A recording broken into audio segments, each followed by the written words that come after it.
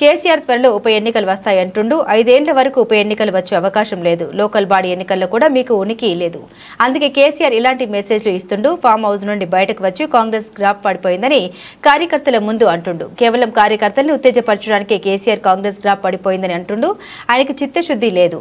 చిత్తశుద్ధి ఉంటే opposition leader గా అసెంబ్లీకి వచ్చి ప్రజల సమస్యలు చర్చించేవాడు.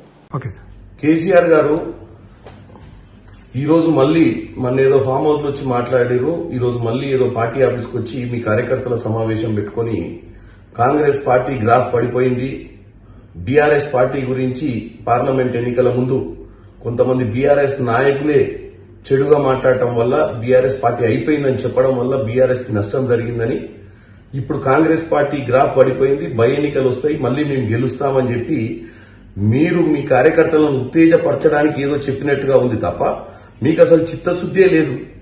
మీకు అసలు చిత్తశుద్ధి ఉంటే మీకు ఒక ప్రజాస్వామ్యంలో మిమ్మల్ని ఒక అపోజిషన్ లీడర్ గా ఎన్నుకుంటే మీరు రోజు అసెంబ్లీకి వచ్చి అసెంబ్లీలో ఇక్కడ ప్రభుత్వం చేస్తున్నటువంటి పనులను ఒక పెద్ద మనిషిగా ఒక అపోజిషన్ లీడర్ గా ప్రజల సమస్యల మీద చర్చించాల్సింది పోయి అప్పుడప్పుడు ఏమంటారు పున్నమి నాడు పౌర్ణమి నాడు వచ్చినట్టు మీరు వచ్చి ఈ యొక్క కార్యకర్తలను ఉత్తేజపరిచేటువంటి కార్యక్రమము చేస్తుర్రు.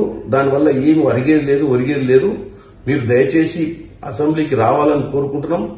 మీరు గెలవాలనుకుంటే 5 ఏళ్ల దాకా బై ఎన్నికలు వచ్చే అవకాశం కాదు కదా, ఏమీ లేదు. లోకల్ బాడీ ఎన్నికలలో కూడా మీకు ఉనికి లేదన్న ఉద్దేశంతో మీరు వచ్చి ఏదో ఇట్లాంటి మెసేజ్లు ఇస్తున్నట్టుగా క్లియర్ గా కనపడుతుంది.